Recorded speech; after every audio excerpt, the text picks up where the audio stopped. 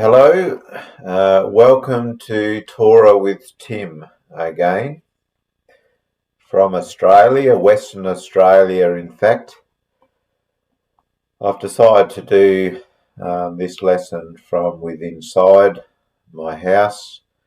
It's very windy out there today. I noticed it was playing up with the microphone during my last recording. But fine weather is on the horizon, so we look forward to that. Look, we're about just over halfway through the Feast of Tabernacles. I'm still camping out in my tent and learning a lot from that.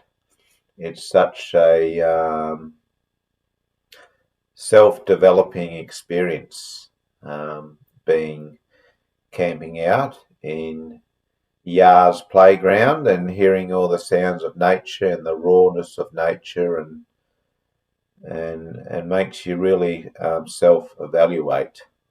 So really enjoying the experience this year.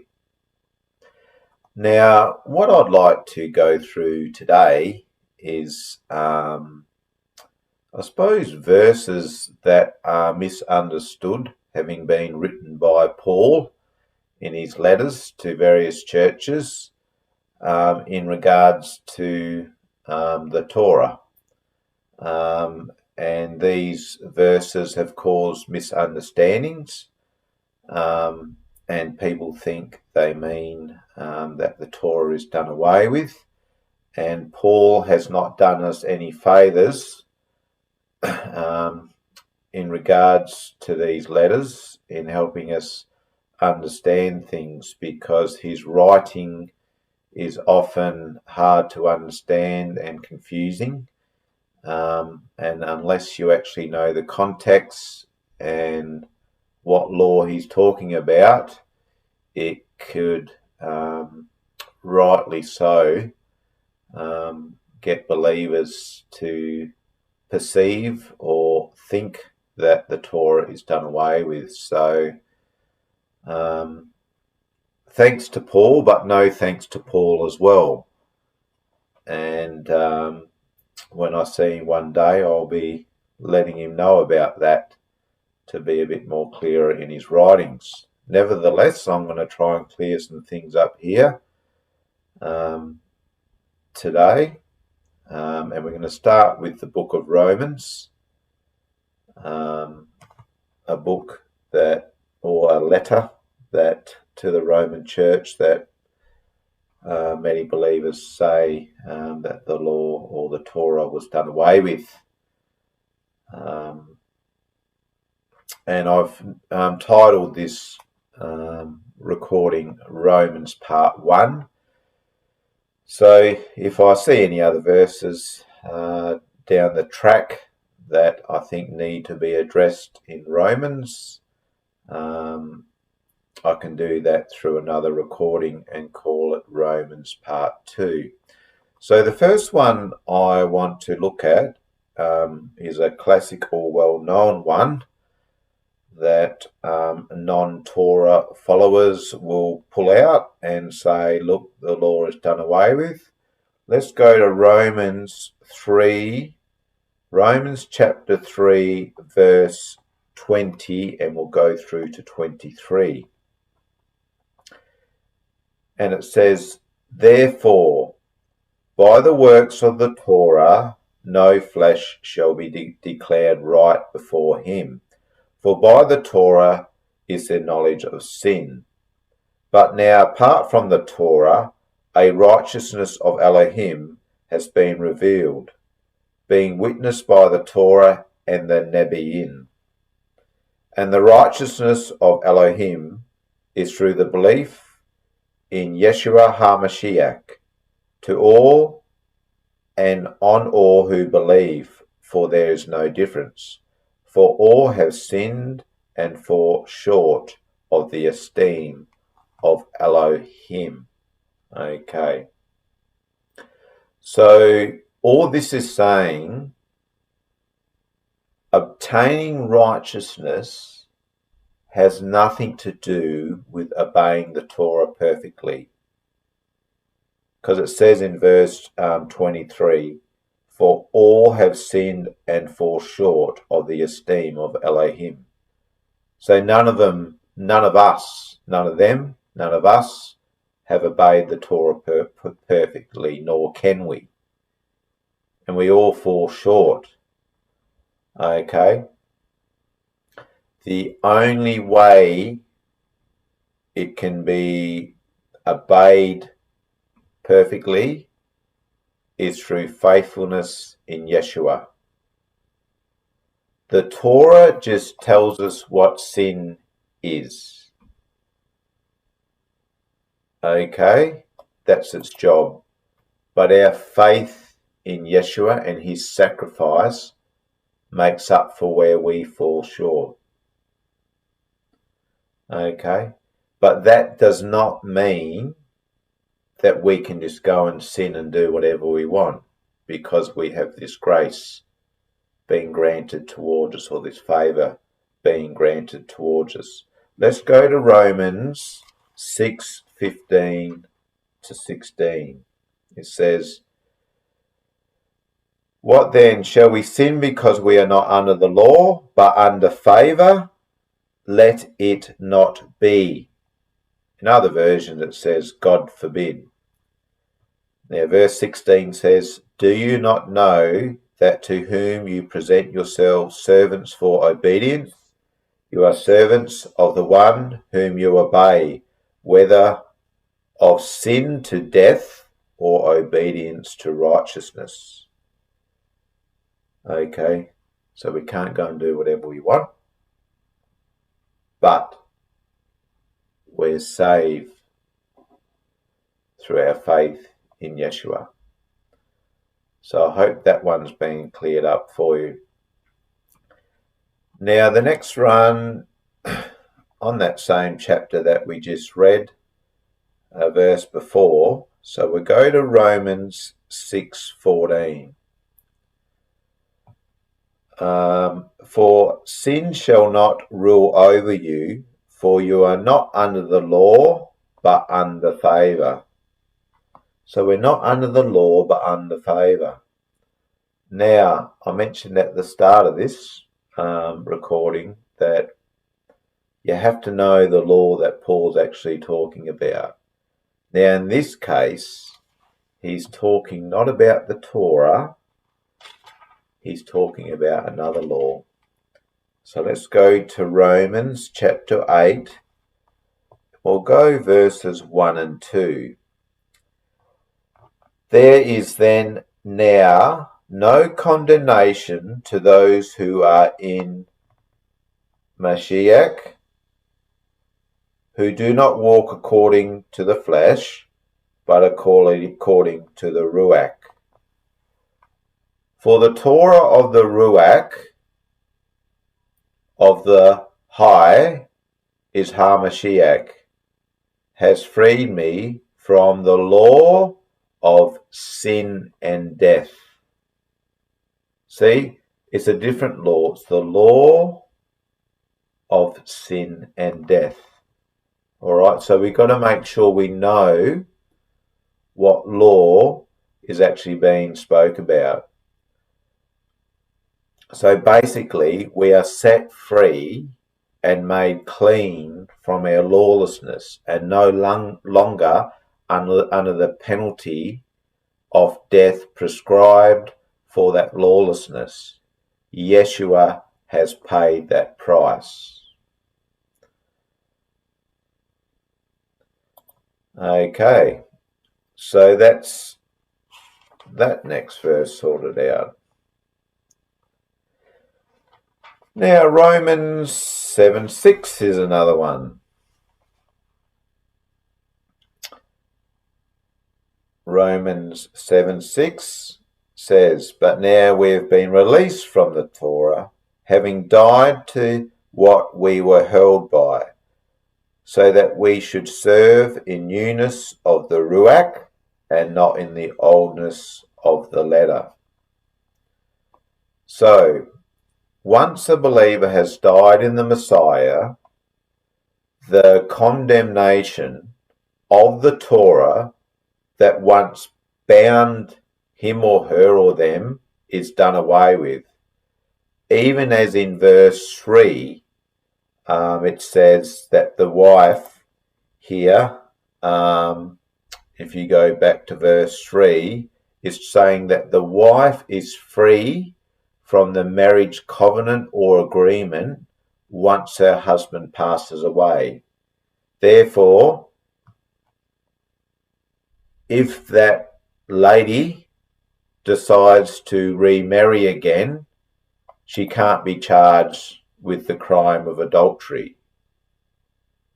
So too the believer is released from the penalty of sin prescribed by the Torah, since they've died with the Messiah. Death has severed the Torah's ability to condemn. Now it's important to see in verse 4 and to understand that it is the Torah that has stayed in place and not died. It's the sinner who has died in the Messiah. Okay, I'll just read that. So, my brothers, you're also put to death to the Torah through the body of the Mashiach. Okay, so it's not the Torah that's died, it's the sinner or believer that has died in the Messiah. So, Yeshua, how do I put it, died on our behalf, so we, Israel, can remarry our husband. Because it's talking about adultery, this example can also be put forward. So no longer are we under the penalty as being part of Israel for committing adultery, which is idolatry, which is death. That is the penalty for it, and which caused Israel to be scattered among the nations. Okay, so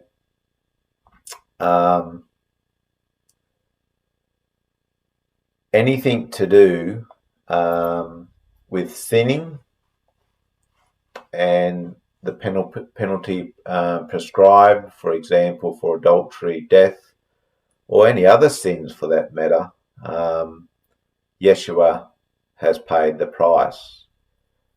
And it's good to realise that just as Israel sins have been forgiven through Yeshua's death, they're once again going to be regathered.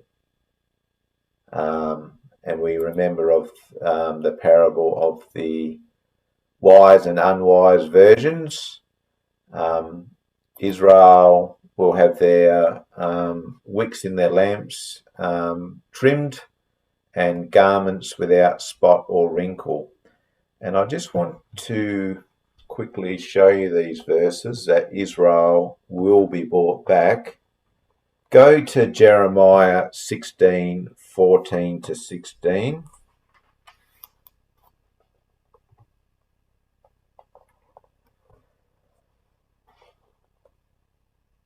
Then Yeshua said to me, over here, I'm in the wrong chapter here. Jeremiah 16:14 to 16, it says, Therefore, see, the days are coming, declares Yahweh, when it is no longer said, Yahweh lives, who brought up the children of Israel from the land of Mitzrayim. But Yahweh lives, who brought up the children of Israel from the land of the north, and from all the lands where he has driven them. For I shall bring them back into their land I gave to their fathers. This is an interesting verse as well. In verse 16 it says, "See, I'm sending for many fishermen." Who said that? To be fisherers of men. Yeshua, that's right. "I'm sending for many fishermen, declares Yahweh, and they shall fish them. And after that I shall send for many hunters, and they shall hunt them from every mountain and every hill and out of the holes of the rocks." Okay, so even though Israel has committed adultery in the form of idolatry, that is worshipping other gods, we, because we're part of Israel, are going to be brought back. Another verse, we'll go to Ezekiel 34:12-16. "As a shepherd seeks out his flock on the day he is among his scattered sheep, so I shall seek out my sheep and deliver them from all the places where they were scattered in a day of cloud, dense cloud." So it's going to be a very full-on experience on that day. "And I shall bring them out of the peoples and gather them from the lands, and I shall bring them to their own land, and I shall feed them on the mountains of Israel, in the valleys, and in all the dwellings of the land. In good pasture I shall feed them, and their fold shall be on the high mountains of Israel, and they shall lie there in a good fold, and feed in rich pasture on the mountains of Israel. I shall feed my flock and make them lie down, declares the Adon, Yahweh. I shall seek out the lost and bring back the strayed, and I shall bind up the broken and strengthen what was sick, but the fat and the strong I shall destroy. I shall feed them with right ruling." And the right ruling, of course, would be the Torah. So, good times ahead, and thank goodness for Yeshua's sacrifice to make us right for where we fall short in obeying the Torah. Now we'll go back to Romans again.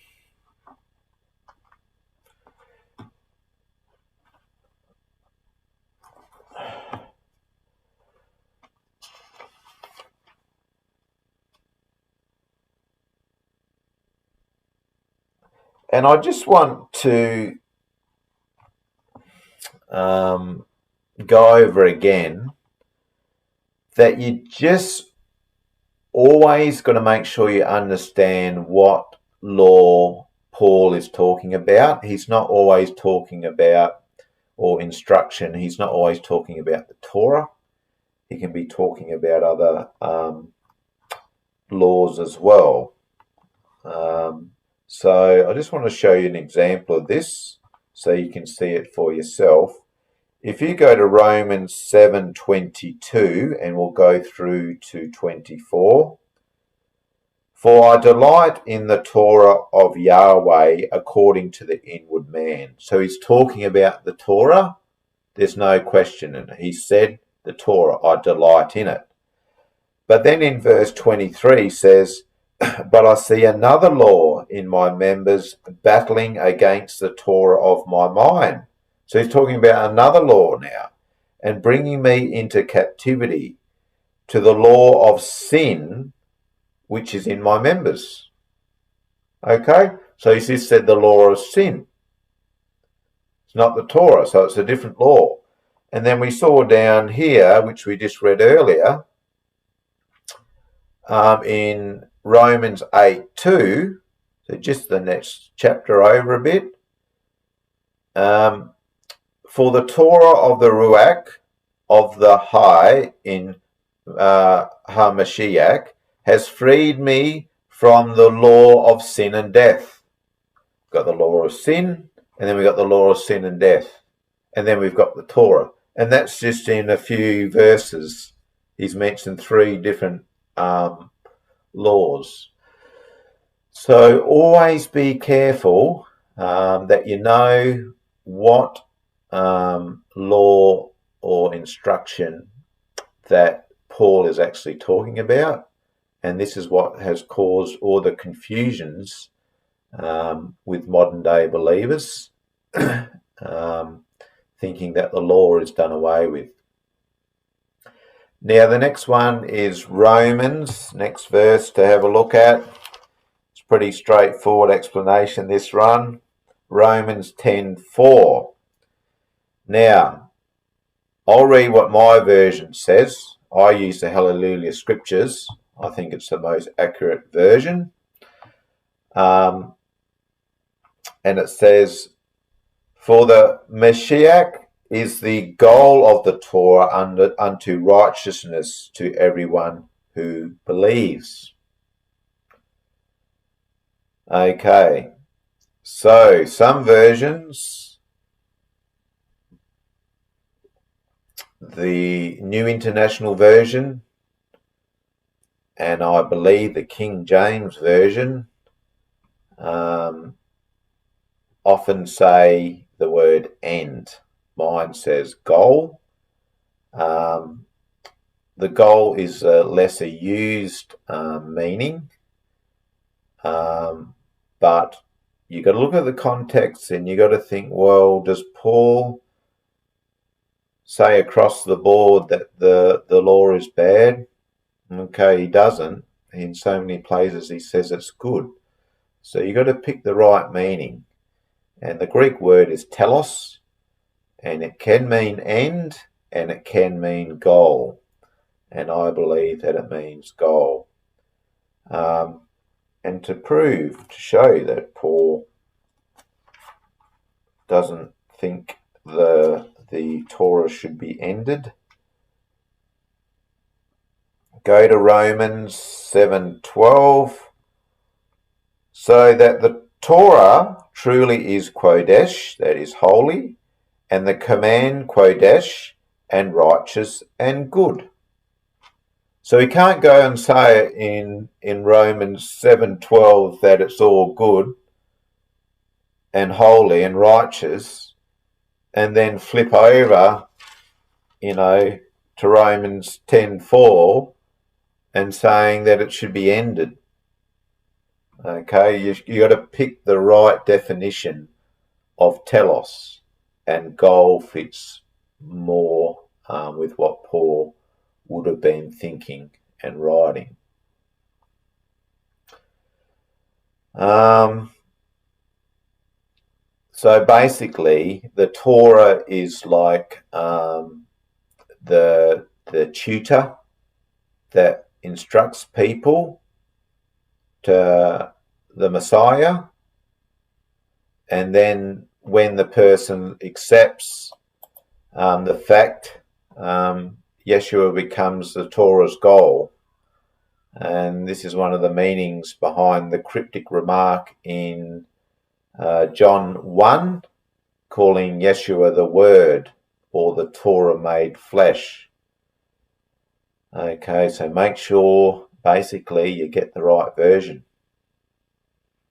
Okay, because versions like the NIV make it sound like Paul is a train conductor calling a stop or end to the Torah, and no one's to obey it anymore. Everyone get off the train, the Torah abiding train.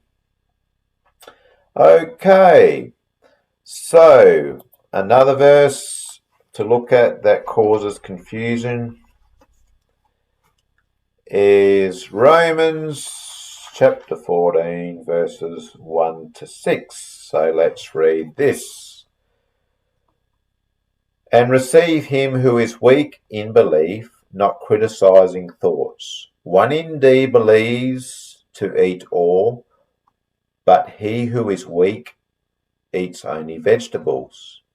He that eats, let him not despise him who does not eat, and he that does not eat let him not judge him who eats, for Elohim received him.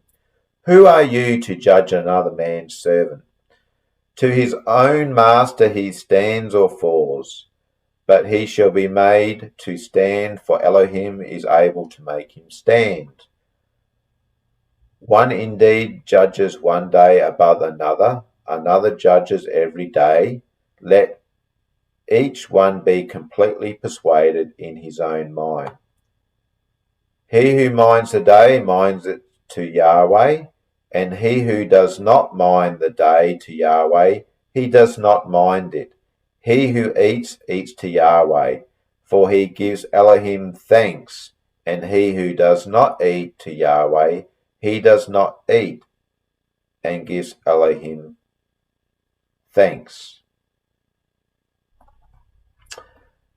So firstly, it has nothing to do with doing away with the clean and unclean foods allowed to be eaten or not eaten in Leviticus 11.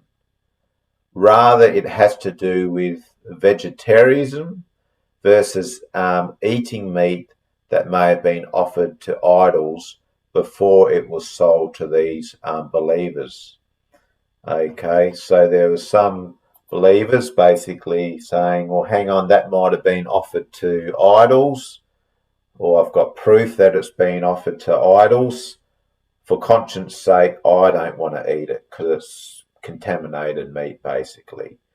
Now, this was also an issue with the church at Corinth.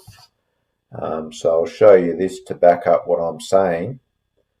Go to 1 Corinthians 8. Now let's read. We'll go through this whole chapter. And concerning offerings to idols, there you go, straight up. We know that we all have knowledge. Knowledge puffs up, but love builds up. If anyone thinks that he knows something, he does not know yet know as he should know. But if anyone loves Elohim, this one is known by him. So then, concerning the eating of offerings to idols, we know that an idol is naught in the world, and that there is no other Elohim but one. For even if there are so-called mighty ones, whether in the Shemayim or on the earth, as there are many mighty ones and many masters. For us there is one Elohim, the Father, from whom all came and in whom all we are, and one Adon, Yeshua HaMashiach, through whom all came and we through him. However, not all have this knowledge, but some, being aware of the idol, until now eat it as having been offered to an idol. So their conscience being weak is defiled. See, it's about meat being offered to an idol. Verse 8, but food does not commend us to Elohim, for we are none the better if we eat, nor any worse for not eating. And they're all talking about clean foods here. Is this whether or not the clean food has been offered to an idol or not? Verse 9, but look to it, lest somehow this right of yours becomes a stumbling block to those who are weak. For if anyone sees you who have knowledge eating in an idol's place, shall not his conscience, if he is weak, be built up to eat offerings to idols? Verse 11, so this weak brother, for whom Messiah died, shall perish through your knowledge. Now, sinning in this way against brothers and wounding their weak conscience, you sin against the Mashiach. Therefore, if food makes your brother stumble, I am never again going to eat meat, lest I make my brother stumble. Okay, so Paul's saying here in the letter to Corinth,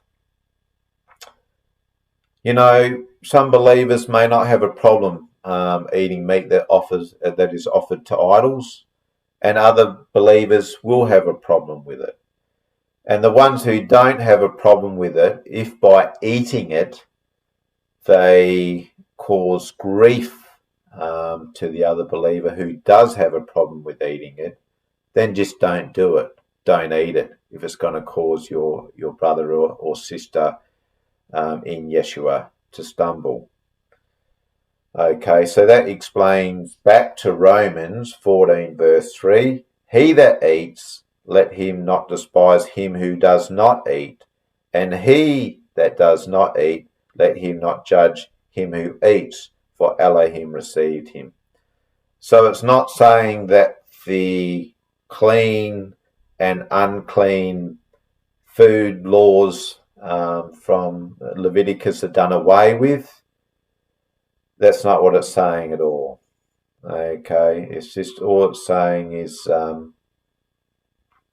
don't despise or don't judge the person who's deciding not to eat or deciding to eat, because it just causes controversy and division, basically. Now, secondly, in Romans 14 in verse 5, it says, one indeed judges one day above another, and another judges every day. Let each one be completely persuaded in his own mind. So, this has nothing to do with the days to be observed for religious reasons, such as the Sabbath or the high Sabbaths. Okay?